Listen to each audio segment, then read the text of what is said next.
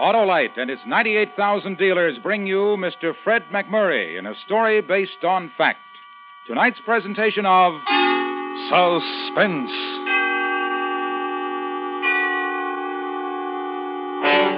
Tonight, a story of courage.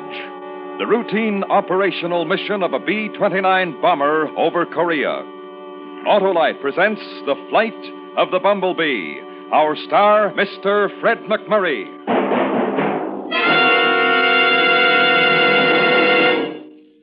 Hiya, Wilcox. Well, call me out if it's not Stan, the chipper and chirpy baseball manager. Not so chipper, Wilcox.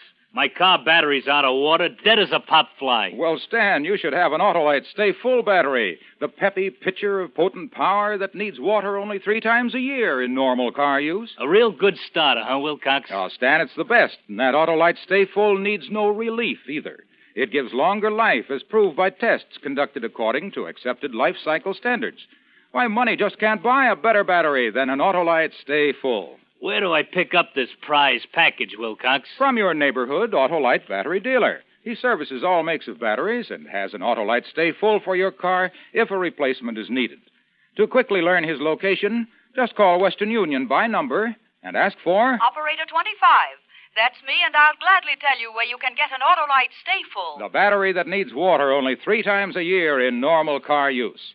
And remember, from bumper to tail light, you're always right with Autolite.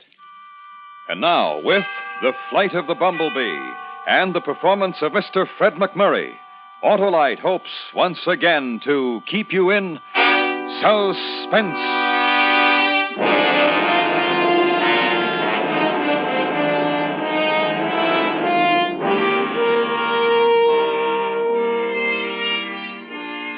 On any given day in any given newspaper, you can find a squib about a B-29 group carrying out a routine strategic bombing in Korea.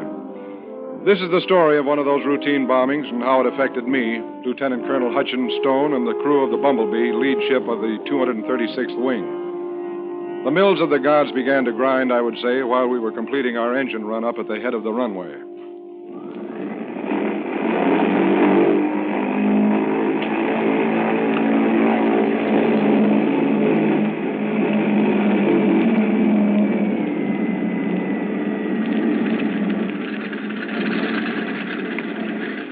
Finished with the run-up, Murph? There's a 75 RPM drop on the front mags in number 2, but it shouldn't bother us any. We'll get them back okay. Raj. Let's go, Frank. Flaps. 25 degrees. Trim tabs. Set. Autopilot. Off. Windows and hatches. Rear door and escape hatch closed. Turbos. Number 8. Propellers. High RPM. Tower from Army, 3605. Over. Over to you, 3605. Ready to take off. Over. Clear on runway 26. Wind 25 miles, 45 degrees. Out. Prepare for takeoff. Prepare for takeoff.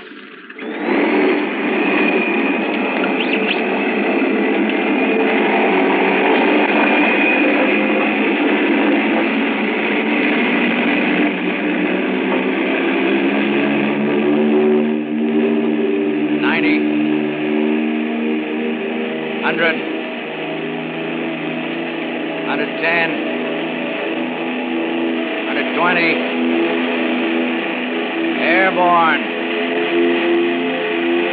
135. Gear up.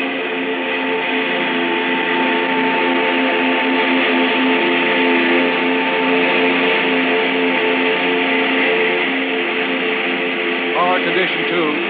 Manifold pressure 43.5. Prop pitch 2400. Climbing at 500 feet per minute. Raise flaps easy. Flaps coming up easy.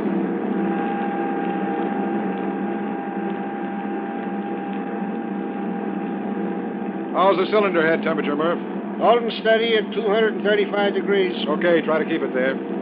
We're going to 18,000 feet this time. I hope you can read that cruise control chart. Don't worry. You fly this heap according to my figures, and you'll have plenty of fuel left when we get back. How much is plenty? About 300 gallon. Oh, big deal. Just enough for one trip around the pattern. Hey, Max. Yeah, Hutch? Come on up and see the view. Might as well. Not much damage I can do to water. Hey, what's the matter with you? Oh, I don't know. Getting to me, I guess. Yeah, relax, boy. Take it easy. How does an instrument of death take it easy? By thinking how lucky he is. Lucky? Me? Yeah, you. You're clean-shaven. You're well-fed. You don't have to grub for your life in some filthy foxhole hoping some sniper doesn't blast you while you're opening up a can of rations. What's the point? Well, the point's this. In addition to living well, we never come into contact, personal contact, that is, with the enemy. We do our job and never see close at hand the damage we do. That's one way of looking at it. There's one other way. And that is? The more efficient we are now, the sooner you can get back to doing what you were doing before all this. But I don't want to be a soda jerk again. Go look at the scenery. Okay, but you still haven't convinced me. Colonel Stone, sir. Huh? What is it, Sergeant? Big one tonight? Yeah, pretty big. Railroad center. How many groups? Just us. Expect any trouble? Well, what's the matter? You worried? Oh, no, not me. Not exactly. What do you mean, not exactly? Well, my kid brother is coming in with a replacement unit tomorrow. I'd sort of like to be on the welcoming committee. Oh. Hey, anybody want to play some cards? Go on down here. I don't have anything to do for a while. Yes, sir. Hey, how about casino? Penny a point. Nick off a big can of Big Duke. You're on. Frank. Yeah? Fly for a while. I'm going to grab some sack time. Okay. And don't forget to pressurize. I won't. And have Murph check the auxiliary electrical unit. Didn't look too great when we left. You're not going to need the putt-putt. Relax. Go to sleep. Okay. Wake me in an hour, huh? Good night.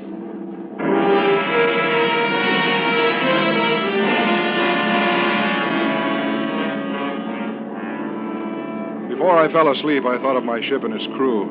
The thrill of being master of 135,000 pounds of airplane. And I thought of the words in the preface of my pilot's handbook. You are the commander of a combat force all your own, it said.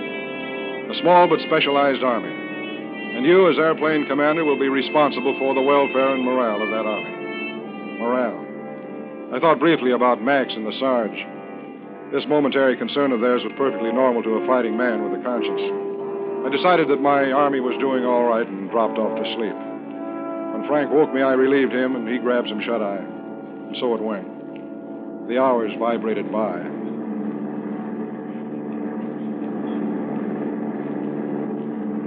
Hey, Hodge. Talk to me, Willie. My trusty computer tells me you'd better correct 2 degrees left and increase your indicated airspeed 5 miles an hour if you expect to lead these guys to the initial point on time. Will do.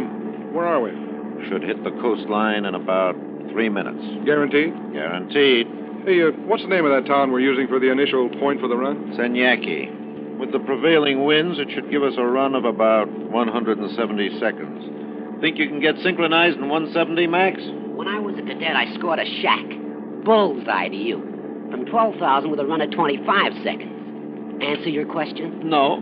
It means you got lucky once. Out your drift meter. Settle down. We're assembling.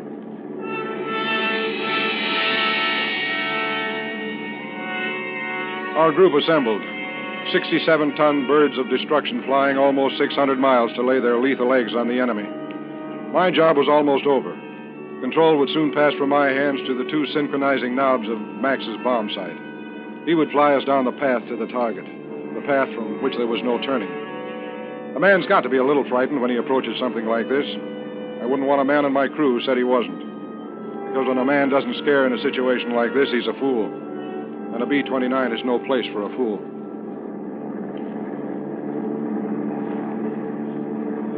Two minutes to the initial point. Then you get your 170 seconds, Max. Roger. Depressurize. How about not doing it this time, Hutch? I hate to put my mask on for just a few seconds. Yeah, Hutch, they haven't any flak or interceptors out here for at least 3 weeks. Besides, we're only at 18,000. Can't hurt much, even if we got a hole or two. Well, okay. But if we get clobbered, don't say I didn't warn you. Approaching point. Autopilot engaged? All but the elevator controls. I can give you better altitude control doing it manually. Okay, but don't give me more than 25 feet, plus or minus. What's the corrected altitude? 18,150. Bomb bay's open. Bomb bay's open.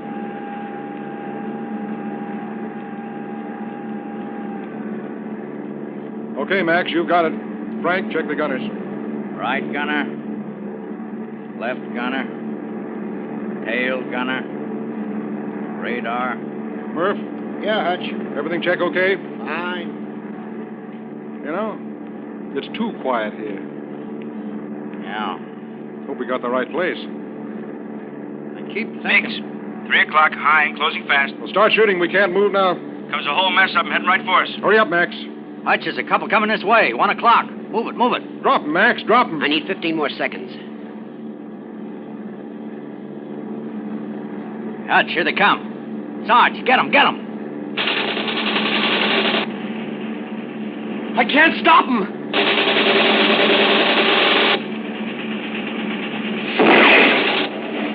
We're hit. Salvo the bombs. Bomb bay's closed. Let's get out. Frank, report from the aft compartment. Murph, we're reading on the damage. I'm sorry. I couldn't stop him. I hit him. I hit him. Take it easy. Settle down. Emergency power on 1 and 2. Come on up.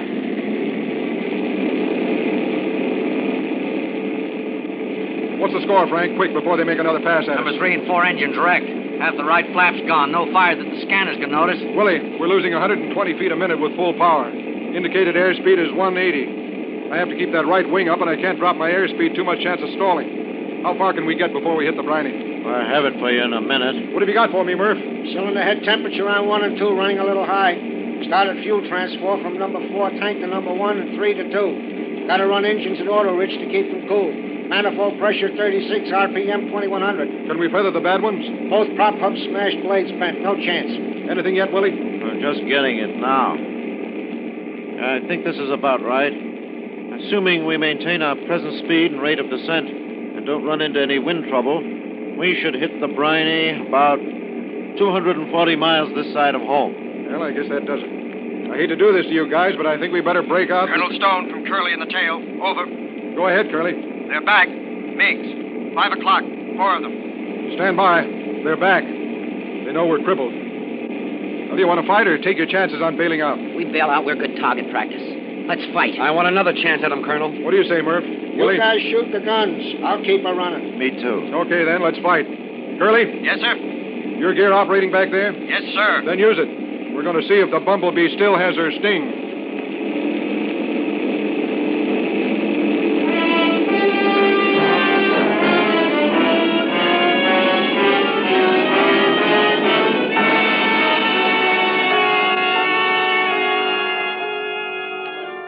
Autolite is bringing you Mr. Fred McMurray in The Flight of the Bumblebee.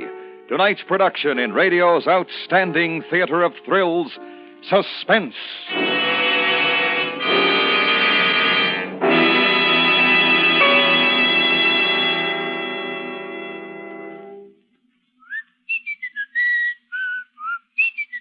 Well, Stan, have you won that pennant already? I feel that way, Wilcox. It's that new Autolite Stay Full battery of mine. It's quick as a shortstop, eager as a rookie, and powerful as a slugger. And best of all, the Autolite Stay Full needs water only 3 times a year in normal car use. And you know, Stan, that Autolite Stay Full has more protection than a whole league of catchers. Why, it has fiberglass retaining mats around each positive plate to reduce shedding and flaking and give the Autolite Stay Full longer life, as proved by tests conducted according to accepted life cycle standards. That Autolite Stay Full has made a hit with me, Wilcox. Why, money just can't buy a better battery than the Autolite Stay Full. So, friends, to quickly locate your nearest Autolite battery dealer who services all makes of batteries, just call Western Union by number and... Ask for me, Operator 25. I'll gladly tell you the location of your nearest Autolite battery dealer where you can get an Autolite Stay Full. The battery that needs water only 3 times a year in normal car use. And remember, from bumper to tail light, you're always right with Autolite. And now, Autolite brings back to our Hollywood soundstage Mr. Fred McMurray in Elliot Lewis's production of The Flight of the Bumblebee, a dramatic report well calculated to keep you in suspense.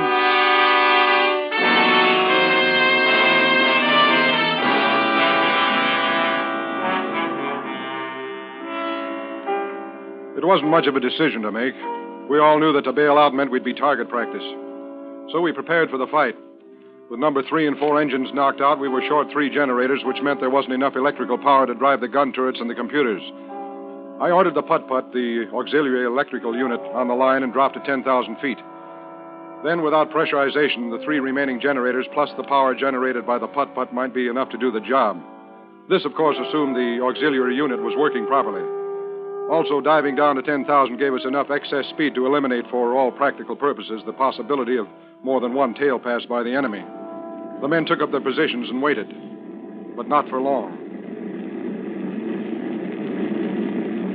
Here they come. 4 of them. Now listen, I don't want the gunners to start the turrets moving until it's absolutely necessary. We haven't got enough power. Wait till they're right on us before you pour the juice to them. Okay, Skipper. It's Roger, sir. And keep the crosstalk to a minimum. Right gunner to pilot. Over. Go ahead, Marty. Can you drop your right wing a little? Makes an awful blind spot for me. Can't do it. Got to keep these dead engines high. Sorry. Okay, sir. But if you really need it, I mean really, yell and I'll drop it for you.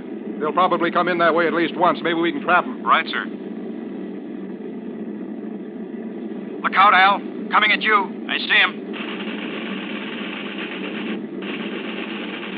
You got him now, Sarge. Little to the right, sir.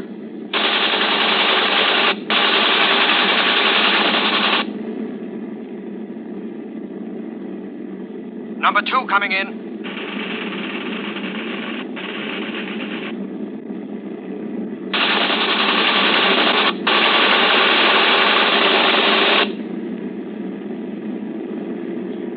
O'clock low, coming in. Coming around to my range. Cylinder head temperature on 1 and 2, over the red line. Open the cowl flaps another 2 degrees. Cool them off. It'll slow us down. I can't help it. These engines have got to get us back. Here comes number 4. Hold it right there, Colonel. He's making a pass head on.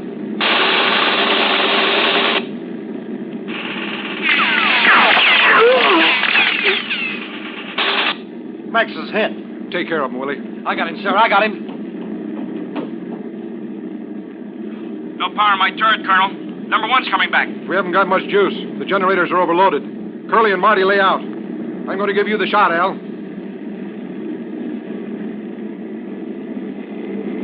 little more to the left, sir. I think I can... Al? Take care of them, somebody. They're heading for my blind spot. Tell me when you want that right wing down, Marty. Yes, sir. Now, don't miss, Marty. We want to get home. Now, hold the crosstalk. Here it comes. Not yet. Not yet. Now, Colonel, drop it. Drop it now. Here you are, Marty. I hit him. He's a flamer. There they go. Come on back and fight. I never did get a good shot. Come on back. There they go, Hutch. We made it. Take over, Frank. I want to take a look at Max. Got it.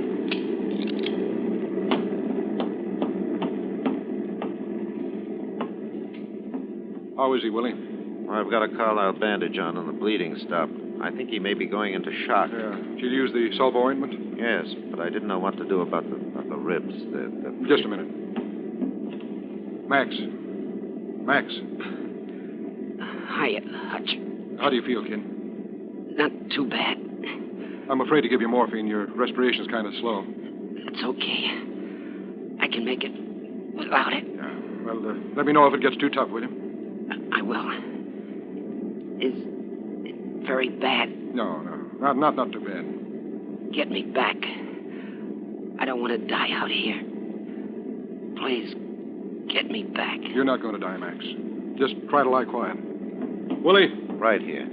Put his oxygen mask on. Ought to mix off. Get a couple of chutes and put them under his legs. Do you know how to give plasma? Sure. I'll do it. Put a couple of blankets over him. Keep him warm. Roger. Hutch. Yeah? Remember what I said before about being an instrument of death? Forget it. Don't worry. No, wait. What I want to say is, I don't care anymore. I wouldn't even care if I could see all the damage I do. Just lie quiet. I've got to go now. What are you going to do? I'm going to get you home.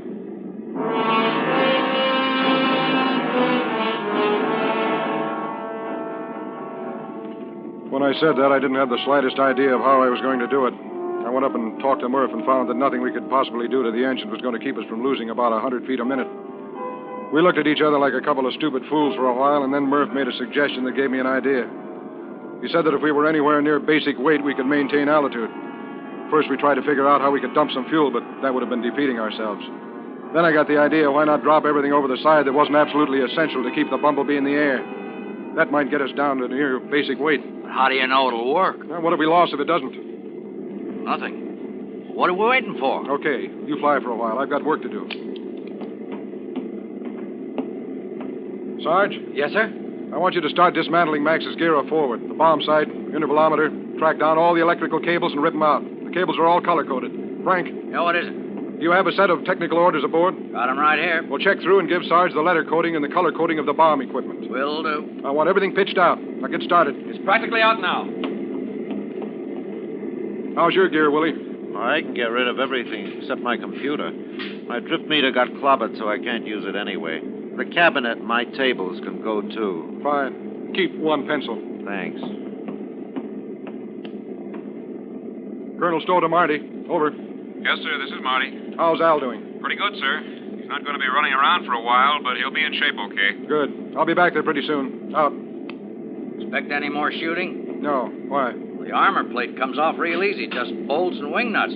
So does the bullet-resistant glass behind the instrument panel. All right, dump that out, too. How are you doing, Sarge? Oh, dandy, Colonel. Just dandy. Murph, toss the hot food unit out. Save some extra water. It hurts, but I'll do it. Willie, as soon as you finish with your stuff, you and Murph tear down the armor. I'm going aft.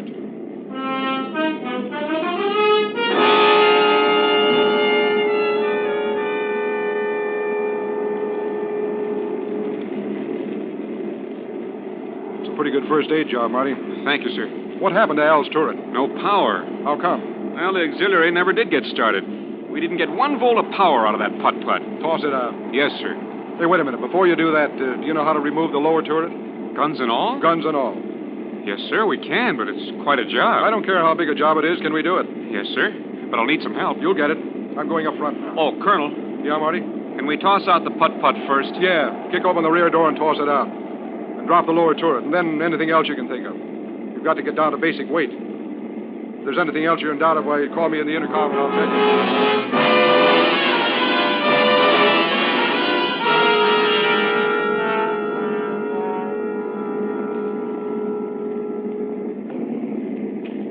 Oh, there it is. Prettiest runway in the world. Man, am I glad to see it. Yeah, they're standing by on runway 26. Notify crew. Prepare for landing. We'll dispense with the rest of the checklist. Gear down. Gear coming down.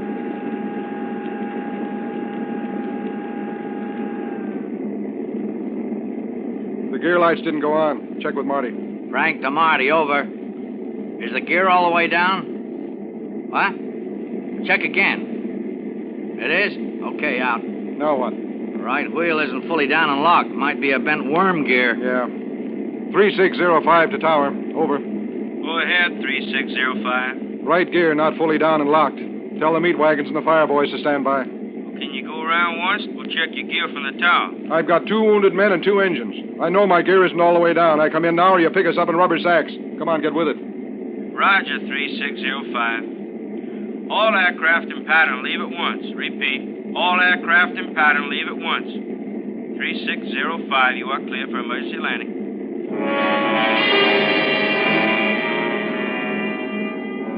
Within a few seconds, I could see the ambulance racing to where they figured the plane had stopped. Then I saw the Fulmite boys turn down the taxi strip that paralleled the runway. I knew what the procedure'd be. They'd start down the runway and start throwing the stuff at the engines the minute we touched the ground. They sure took chances, those fire boys. Take your positions for a crash landing. Somebody take care of Max. I've got him.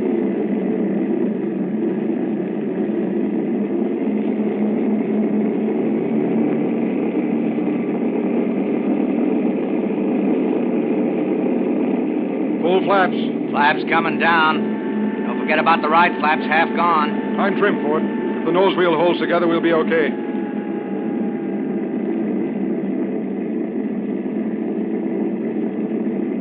Call for the idle cutoff when you're ready. Right.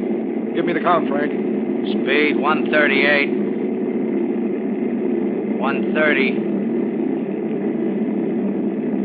120, 110, 100, 90. Cut the switches, Murph. Right.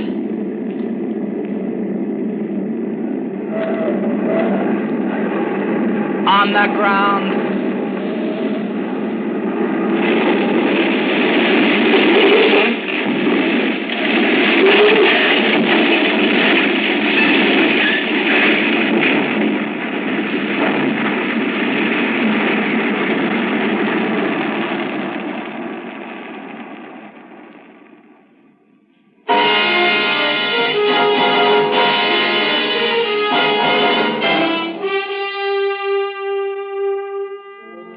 We didn't catch fire, we didn't turn over, we were just ground looped. And that was the end of our routine operational flight. Max and Al made it okay, and the rest of us had ourselves a weekend in Tokyo.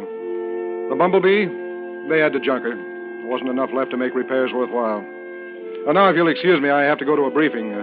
Another routine operational flight.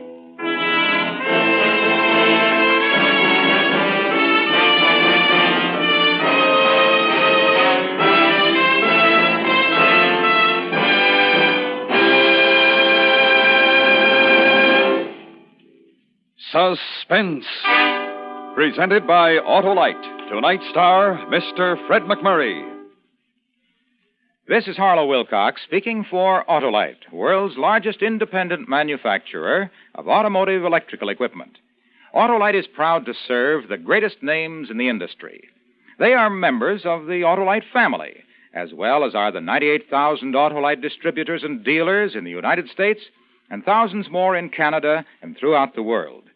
Our family also includes the nearly 30,000 men and women in 28 great Autolite plants from coast to coast and in still other Autolite plants in many foreign countries, as well as the 18,000 people who have invested a portion of their savings in Autolite.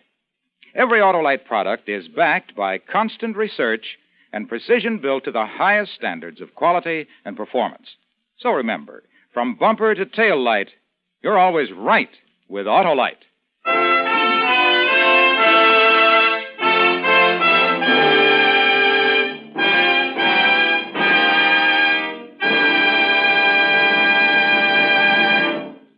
Next week, a story about fear and a man's difficult decision. Find yourself or die. The Death of Me, starring Mr. George Murphy.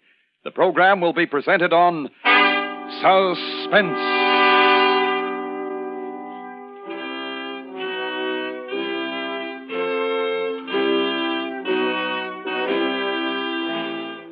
Suspense is produced and directed by Elliott Lewis, with music composed by Lucien Morawick and conducted by Lud Gluskin.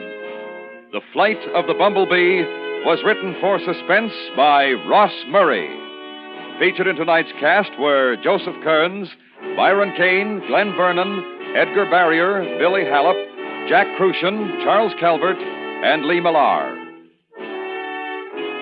Fred McMurray may currently be seen in the Metro-Goldwyn-Mayer production of Calloway Went That Away.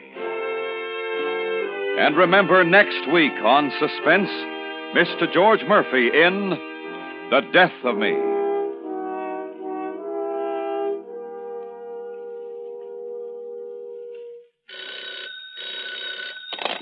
For the location of your nearest Autolite battery or Autolite spark plug dealer, or your nearest authorized Autolite service station, phone Western Union by number and ask for operator 25. Switch to Autolite. Good night. This is the CBS Radio Network.